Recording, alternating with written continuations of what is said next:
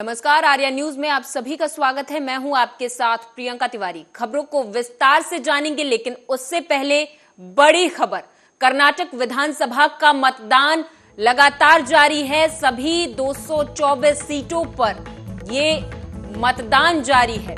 BS Yediyurappa ने vote डाल दिया है और इसके साथ ही उन्होंने एक बयान भी जारी किया। कहा कि बीजेपी 130 से 135 सीटें जीतेगी। वित्त मंत्री निर्मला सीतारमण ने भी वोट डाल दिया है। कर्नाटक में सभी 224 विधानसभा सीटों पर मतदान जारी है। चुनाव आयोग ने चुनाव के लिए सुरक्षा के सख्त इंतजाम किए हैं। इस बार चुनाव लड़ने वालों में कई बड़े नेता भी हैं।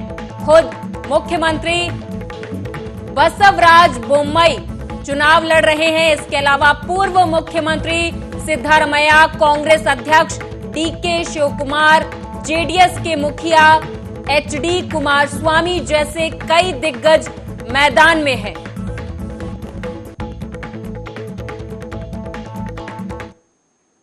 उत्तर प्रदेश के निकाय चुनाव के दूसरे चरण के प्रचार का कल अंतिम दिन था। मंगलवार शाम 6 बजे से प्रचार की गाड़ियों पर ब्रेक लग गया। ऐसे में बीजेपी पार्टी की जीत सुनिश्चित करने के लिए मुख्यमंत्री योगी आदित्यनाथ कानपुर दौरे पर पहुंचे थे। इस दौरान उन्होंने क्या कुछ कहा, सुनाएंगे। लोग कानपुर के कर्फ्यू के लिए जिम्मेदार थे, कानपुर में दंगा कराने के लिए जिम्मेदार थे, कानपुर में भारत की आस्था के साथ खिलवाड़ करने के लिए जिम्मेदार हैं। ये लोग आज चुनाव में समाजवादी पार्टी के प्रत्याशी बनकर के आपके बीच में आए। मातृशक्ति के लिए किस प्रकार की उनकी टिप्पणियां होती है, ये किसी से छुपा हुआ नहीं है। भारत की आस्था के साथ कैसे खिलवाड़ उनके द्वारा किया जाता है, ये किसी से छुपा हुआ नहीं है। रामायण जैसा पवित्र ग्रंथ के बारे में उनकी टिप्पणियां क्या होती हैं, उनके कारनामे क्या होते हैं, ये किसी से छुपा हुआ नहीं है। और इसीलिए मैं एक बार फिर से कानपुर के पास आया हूं, कानपुर नगरवासियों के पास आया हूं कि अपने इस मेट्रो सिटी को फिर से बुनियादी सुविधाओं को और बेहतर करने के लिए डबल इंजन सरकार के साथ एक ट्रिपल इंजन के रूप में भी नगर निगम का बोर्ड बनना चाहिए। और भारतीय जनता पार्टी का बोर्ड बनेगा तो भाइयों बहनों इन सुविधाओं को और बेहतर बनाने में मदद मिलेगी। पिछली सरकारों ने कानपुर की जो अपेक्षा की, आप किसी से छुपी हुई नहीं है। मां गंगा जो हम सबकी आस्था है, हमारी अस्मिता है, हम सबकी पहचान है। पिछली सरकारों की उपेक्षा के कारण अकेले सीसामऊ में 14 करोड़ लीटर सीवर कानपुर का मां गंगा में गिरा करके मां गंगा के अस्तित्व पर प्रश्न खड़ा करने का प्रयास हुआ था। भाइयों बहनों, जब नमामि गंगे परियोजना का कार्य प्रारंभ हुआ और आदरणीय प्रधानमंत्री जी के इस विजन को जमीनी धरातल पर उतारने के अभियान के कार्यक्रम को आगे बढ़ाया गया। उस समय समाजवादी पार्टी की सरकार प्रदेश में थी।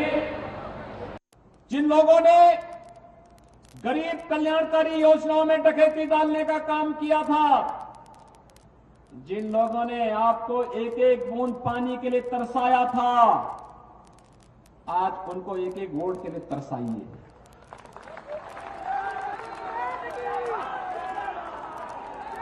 आखिर यहां पे भारत सरकार टैंकर से पानी भेज रही थी, समाजवादी पार्टी सरकार टैंकर को लेने से इनकार कर दी थी। प्यासा यहां के लोगों को छोड़ा था। हमारे यहां की मान्यता है कि प्याऊ लगाया जाता है लोगों को पानी देने पीने के लिए। कोई भी आ जाए, उसकी जाति, उसका मत, उसका मजहब नहीं पूछा जाता। हमारी योजनाओं का आधार किसी का चेहरा देख करके नहीं है, प्रधानमंत्री मोदी जी ने 2014 में एक ही मंत्र दिया था, सबका साथ, सबका विकास का, सबके।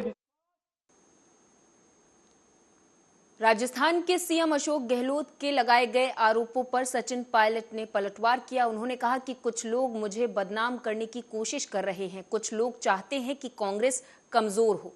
सचिन पायलट ने 5 दिन की पदयात्रा का भी ऐलान किया है।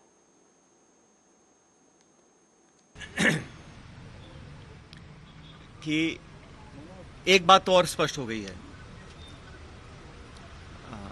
सम्माननीय मुख्यमंत्री जी का भाषण परसों धौलपुर में हुआ और उस भाषण को सुनने के बाद मुझे ऐसा लगता है कि सम्माननीय मुख्यमंत्री जी की नेता आदरणीय श्रीमती सोनिया गांधी जी नहीं है, बल्कि उनकी नेता वसुंधरा राजे सिंधिया जी हैं। उनकी नेता सोनिया गांधी जी नहीं हैं, बल्कि उनकी नेता वसुंधरा राजे सिंधिया जी हैं। और एक तरफ ये कहा जा रहा है कि हमारी सरकार को गिराने का काम भाजपा कर रही थी, दूसरी तरफ कहा जाता है कि सरकार को बचाने का काम वसुंधरा जी कर रही थी। तो ये जो विरोधाभास है, इसको समझाना चाहिए।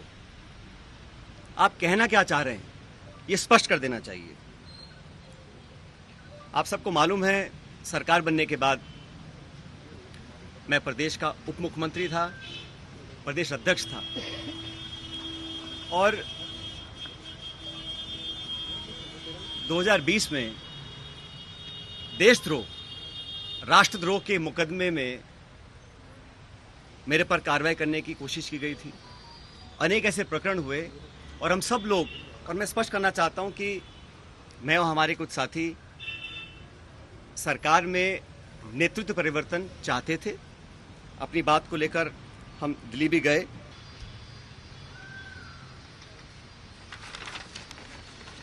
इसीलिए मैं, आप जानते हो, पिछले 1.5 साल से चिट्ठियां लिख रहा हूं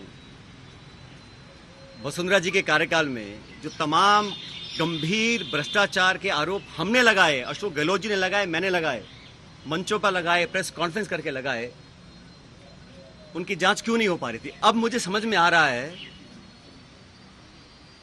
कि ये जांच अब तक क्यों नहीं हुई। मेरे चिट्ठियां लिखने के बावजूद मैं 11 अप्रैल को जयपुर में अनशन पर बैठा इस मांग को लेकर, लेकिन अब मैं नाउम्मीद हूं क्योंकि तथ्य सामने आ रहे हैं। कार्रवाई क्यों नहीं हो और क्यों नहीं होगी, यह बात भी स्पष्ट हो चुकी है। इसलिए मैं ऐसा मानता हूं कि हम लोग जो पब्लिक लाइफ में हैं, जनता ही भगवान है और जनता जनार्दन के सामने हम सबको नतमस्तक होना पड़ेगा। मैंने करप्शन की इशू को लगातार उठाया, पहले भी उठाया, आज भी उठा रहा हूं, आगे भी उठाता रहूंगा। जब जब मैं वसुंधरा जी के करप्शन की बात करता हूं या जो पेपर लीक हुए जिसमें लाखों बच्चों के भविष्य पर सवाल चिन्ह खड़े हो गए, इस पर कोई जवाब नहीं आता।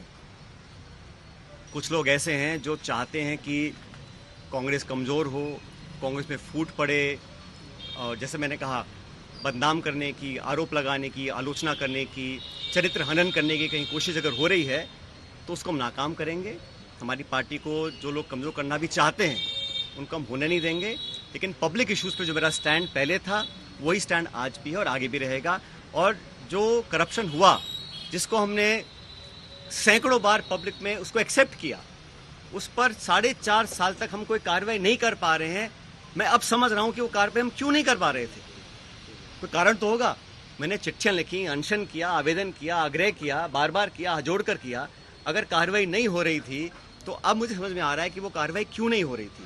लेकिन किसी भी नेता से बड़ी जनता होती है, तो जनता के समक्ष हम जाएंगे, इन बातों को रखेंगे, और जो लाखों लाख बच्चों के पेपर कैंसिल हुए, जिनके माँ बापों ने अपना पेट काट कर उनके ट्यूशन के पैसे दिए, उनको साल 2 साल मेहनत करवाई, जो कभी ओवरेज हो सकते हैं, जिनका भविष्य के आगे उनको पता नहीं वो क्या करेंगे, जो विश्वास और जो एक क्रेडिबिलिटी होती है, अगर वो सिस्टम से खत्म हो जाएगी तो फिर आने वाला समय बहुत मुश्किल होगा। इन तमाम बातों को लेकर मैं जनता के बीच में जाऊंगा और लगातार पैदल यात्रा करेंगे अजमेर से 11 तारीख से। यूपी में निकाय चुनाव के दूसरे चरण का महासंग्राम का चुनावी प्रचार का कल अंतिम दौर था, जिसे देखते हुए अंतिम दौर में सभी राजनीतिक दलों के दिग्गजों ने पूरी ताकत झोंक दी। सभी राजनीतिक दलों के दिग्गज चुनाव प्रचार के आखिरी दिन अपने पार्टी के प्रत्याशियों को जिताने को लेकर जोर आजमाइश करते हुए नजर आए। इसी के चलते कल यूपी के पूर्व सीएम और समाजवादी पार्टी के राष्ट्रीय अध्यक्ष अखिलेश यादव ने जनपद कानपुर देहात में जनसभा को संबोधित किया, जहां उन्होंने बीजेपी सरकार पर तगड़ा प्रहार किया। 75 में पिछड़े दलित और मुसलमान हैं, क्या उनकी बातें कर रहे थे? बड़ी खुशी की बात है। अगर 75 से ज्यादा पिछड़े दलित और मुसलमान भाइयों को हक दिलाना चाहते हैं तो केशव जी को तो योगी जी को हटा करके मुख्यमंत्री बना देना चाहिए। दिल्ली में रेसलर के सपोर्ट में राकेश टिकैत आ गए, क्या आप भी जाएंगे? मुझे उम्मीद है कि ये बीजेपी की सरकार और दिल्ली और लखनऊ जो बेटी बचाओ का नारा देते थे, जांच कर करके न्याय दिलाएंगे। सरकार का मैसेज यही है कि उत्तर प्रदेश की जनता ने जिस तरीके से फैसला लिया है, इस बार कूड़ा के साथ साथ भारतीय जनता पार्टी का भी सफाया होगा। मुख्यमंत्री ने कहा 2017 के पहले गुंडों की सरकार थी, उसके पहले दंगा होता था, कर्फ्यू लगता था, अब नहीं हो रहा। मेरे पत्रकार साथी, मुख्यमंत्री जी ने कितने केस वापस लिए? क्या धारा 307 वापस नहीं लिए? क्या उन पर जो मुकदमे थे दंगे और उस तरह के वापस नहीं लिए? क्या डिप्टी सीएम, कोई सोच सकता है चंदे की पर्ची फर्जी छपाई हो, उस पर मुकदमा हो गया हो? आपके डिप्टी सीएम की क्या है, यही मुकदमा हाईकोर्ट में चला कि नहीं चला? तो संवैधानिक अधिकारों के लगातार हनन को लेकर ईसाई समुदाय ने एक दिवसीय धरना प्रदर्शन का आयोजन पुरानी कृषि मंडी परिसर में किया। इस दौरान ईसाई समुदाय ने रैली निकालकर प्रशासन के वरिष्ठ अधिकारियों को ज्ञापन सौंपा है। समाज के लोगों का आरोप है कि पिछले 2 सालों से ईसाई समाज से जुड़े लोगों को सताया जा रहा है। इस बात की शिकायत पुलिस और प्रशासन से किए जाने के बावजूद कोई कार्रवाई नहीं की जा रही है और उनके मूलभूत अधिकारों का हनन भी किया जा रहा है।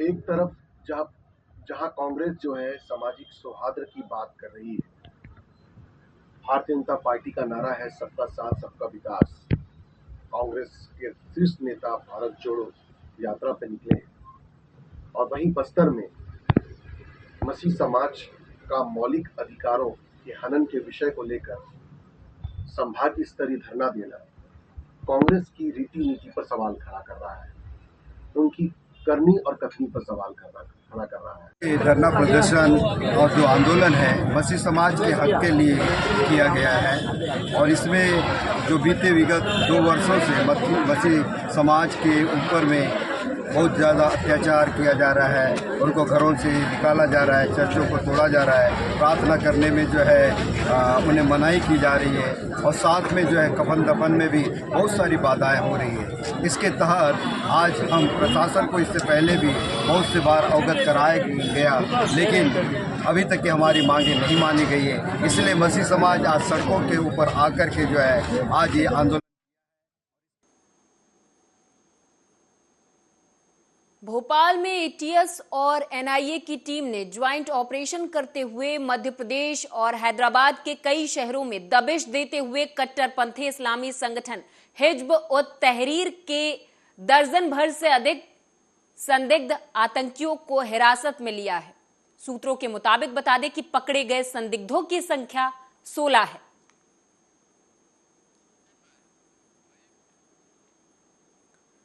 बीजापुर में महिला पहलवानों को न्याय दिलाने की मांग को लेकर जिला महिला कांग्रेस ने कैंडल मार्च निकाला। बता दें कि कई दिनों से भारतीय पहलवान धरने पर बैठे हैं और लगातार WFI के अध्यक्ष की गिरफ्तारी की मांग कर रहे हैं।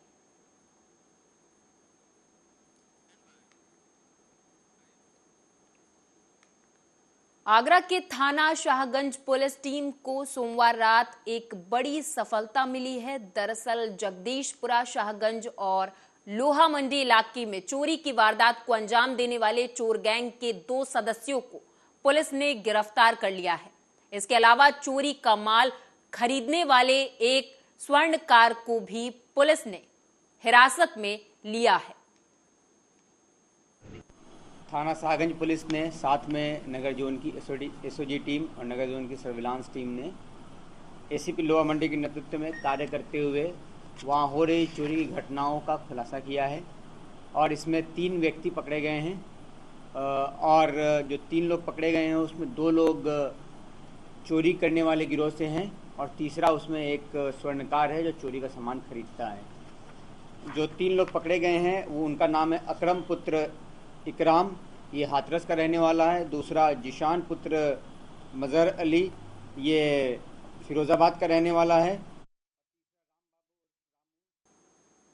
दंतेवाड़ा के थाना अरनपुर क्षेत्रांतर्गत आईईडी विस्फोट में शामिल 2 नक्सलियों को पुलिस ने गिरफ्तार कर लिया है। बताते चले कि अरनपुर के आगे पेडका चौक के पास माओवादियों के द्वारा पुलिस वाहन को आईईडी ब्लास्ट कर क्षतिग्रस्त किया गया था, जिसमें मौके पर ही दंतेवाड़ा पुलिस के 10 सुरक्षाकर्मी और एक वाहन चालक शहीद हो गया था।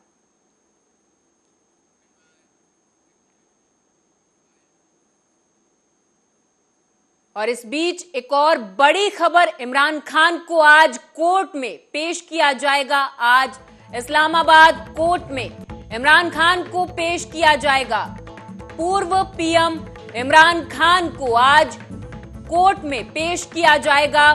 सुरक्षा के इस वक्त पुख्ता इंतजाम किए गए हैं। पाकिस्तान के पूर्व प्रधानमंत्री इमरान खान को मंगलवार को अर्धसैनिक बलों के द्वारा भ्रष्टाचार के एक मामले में गिरफ्तार किए जाने के बाद से ही पूरा देश आग के हवाले हो चुका है, यानी कि पाकिस्तान धू-धू कर जल रहा है। जगह जगह इमरान खान और उनकी पार्टी पीटीआई के समर्थक आगजनी और दुकानों, घरों से खाने पीने के सामानों की लूटपाट कर रहे हैं। इस दौरान आज इमरान खान को कोर्ट में पेश किया जाना है। मामले की संवेदनशीलता को मद्देनजर रखते हुए सुरक्षा के बेहद पुख्ता इंतजाम किए गए हैं। बताया जा रहा है कि पुलिस लाइन हेडक्वार्टर में ही इमरान खान की पेशी कराई जाएगी।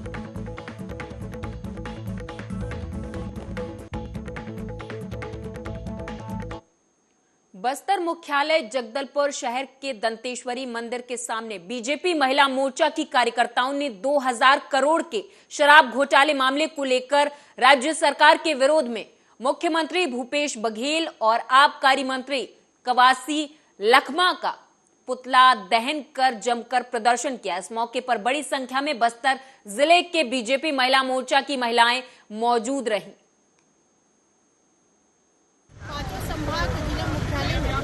संभाग मुख्यालय में पुतला दहन किया जा रहा है भूपेश बघेल और कवासी लखमा का, क्योंकि 2000 करोड़ का जो घोटाला हुआ है कहीं न कहीं कांग्रेस सरकार भूपेश बघेल का देन है और उनके संरक्षण में ही ये घोटाला हुआ है। और इसमें सबसे ज्यादा प्रभावित हुई है हमारी माताएं बहनें, इनको नकली शराब भी दिया गया है, जिसके कारण कई लोगों जब से कांग्रेस की सरकार आई है तब से हर वर्ग के लोग परेशान हैं, खास करके महिलाएं। जब कांग्रेस की सरकार आई तब 36 वादे किए थे, उसमें से ये शराबबंदी मेन थी। भारतीय जनता पार्टी महिला मोर्चा जगदलपुर संभाग में आज यह पुतला दहन का कार्यक्रम महिला मोर्चा के माध्यम से किया गया, जिसमें भूपेश बघेल और कवासी लखमा का पुतला दहन किया गया, क्योंकि उन्होंने कल 2000 करोड़ शराब घोटाले का काम किया है। छत्तीसगढ़ के सीएम भूपेश बघेल ने बीजेपी पर निशाना साधते हुए कहा कि बीजेपी के भ्रष्टाचार पर बजरंग बली का गदा पड़ने वाला है। तो वहीं इस दौरान उन्होंने और क्या कुछ कहा, सुनाएंगे। पहली बात तो ये भाई देखो, मैं इतनी सारी योजना बताया, कहाँ से पैसा आता है? टैक्स से पैसा आता है। भारत सरकार हमको वैसे भी पैसा नहीं देती, कटौती करती रहती है। तो इसमें जीएसटी 18% लगता है, 9% राज्य को मिलता है, 9% भारत सरकार को जाता है। सरोज पांडे जी से ये कहना चाहूँगा वो भारत सरकार से मांग कर ले और पूरे देश भर में अब 9% तो कम से कम छूट करा दे। और दूसरी बात, पिक्चर देखने के बाद उस समय आपको याद होगा, आप सब गए थे मेरे साथ, कश्मीर फाइल, भारतीय जनता पार्टी के लोग खूब बोले थे चलो कश्मीर फाइल देखने, विधानसभा चल रहा था, मैंने कहा चलो, मैं उनको भी निमंत्रण दिया था, पत्रकारों को भी निमंत्रण दिया, पत्रकार तो गए, कांग्रेस के विधायक लोग भी गए, मंत्री लोग भी गए, नहीं थे तो कोई भारतीय जनता पार्टी के लोग नहीं थे। ठीक बात बोल रहा हूँ? तो भाई अभी तो मैं व्यस्त हूँ, और यदि सरोज पांडे पिक्चर दिखाना है तो रमन सिंह और उसके परिवार वालों को दिखा दो। ये क्या कौन सा है? हाँ, तो उसको रमन सिंह को जरूर ले जाए, निमंत्रण देके और पूरे परिवार को दिखाए पिक्चर। भारतीय जनता पार्टी के समय 15 साल जो नियम थे उसको निकाल के देख ले, और हमारे शासनकाल में जो नियम निकले हैं आवेदन के उसको देख ले। उसमें तो व्यक्तिगत रूप से जाकर जनपद कार्यालय में उपस्थित होना पड़ता था, यहाँ तो ऑनलाइन आप भर रहे हैं। दूसरा, चेक लेने के लिए आना पड़ता था, अब उनके खाते में सीधा जा रहा है। तो और नियम कौन सा है? जितने नियम हो सब शीतल, घर बैठे आवेदन कर रहे हैं। एक महीने में 70,000 लोग आवेदन कर लिए, मतलब 1,27,000 लोग की, जो 70,000 उसे वेरीफाई करके उसके खाते में पैसा भी डालने का काम हो गया। तो ये इनके पास कोई काम ही नहीं ना, इन पे गौ माता के नाम से वोट मांगते रहे, गौ माता की सेवा नहीं किए। छत्तीसगढ़ 15 साल सरकार में रहे, राम वनगमन पर्यटन पर पत्नी बनाए। हमारे शासनकाल में तो रामायण की भी आयोजन हो रहा है, उसमें पारितोषिक भी दिया जा रहा है। मैं लगातार ये बोलता रहा कि ईडी के अधिकारी ऑफिस में बुला के मारपीट कर रहे हैं, धमका रहे हैं, परिजनों को प्रताड़ित करने की बात हो रही है, उसको फर्जी केस में फंसाने की बात कही जा रही है। महिलाओं को भी रात भर नियम विरुद्ध उसे पूछताछ कर रहे हैं, खाने को नहीं दे रहे हैं, खाने दे भोजन दे दिए तो पीने को नहीं दे रहे हैं, सोने नहीं दे रहे हैं, और इस प्रकार से प्रताड़ित कर करके उन्हें जबरिया हस्ताक्षर करा लिए।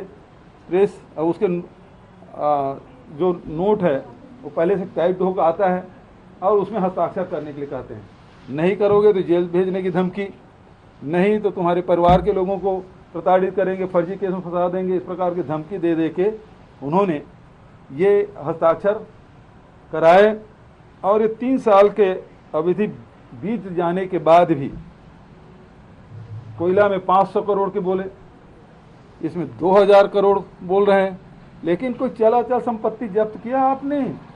और किया है तो कितने का किया है? 3 साल से आप जांच कर रहे हो, आईटी और ईडी यहाँ लगे हुए हैं, चल संपत्ति कहाँ जाएगा? क्यों जब्त नहीं किए? वो कितनी राशि है? आवाज कर रहे हैं 2000 करोड़। जैसे यहाँ के अधिकारियों को प्रताड़ित करके जबरदस्ती हस्ताक्षर करा रहे हैं, तो ये भी अधिकारी ही हैं, इनके ये परिवारदार हैं, इनको भी मजबूरी में ये लोग यहाँ हैं। अब 3-3 साल से यहाँ बैठे हुए हैं, कोई काम धाम नहीं, बस उसी को बुलाना, उसी को पकड़ना, उसी को नोटिस देना, उसी को बयान लेना, और घंटों बिठाए रखना। 2 सवाल रहेंगे और सुबह से बुलाए रहेंगे 10 बजे, 11 बजे से रात को 2 बजे छोड़ रहे हैं। पूछते कितने हैं? 2 सवाल, 5 मिनट का काम है, लेकिन वो परेशान करना कि ईडी कार्यालय में फलाने को बुला लिया गया। तो ये दहशत फैलाने का काम कर रहा है। तो आज मैं इतना ही कहूँगा, ये लोग कितना भी कर ले, लेकिन छत्तीसगढ़ की जनता जान रही है, और ऐसे षड्यंत्रों को पहले भी बेनकाब कर चुके हैं हम लोग। और इसी के साथ इस बुलेटिन में मेरे साथ बस इतना ही। आप देखते रहें आर्या न्यूज।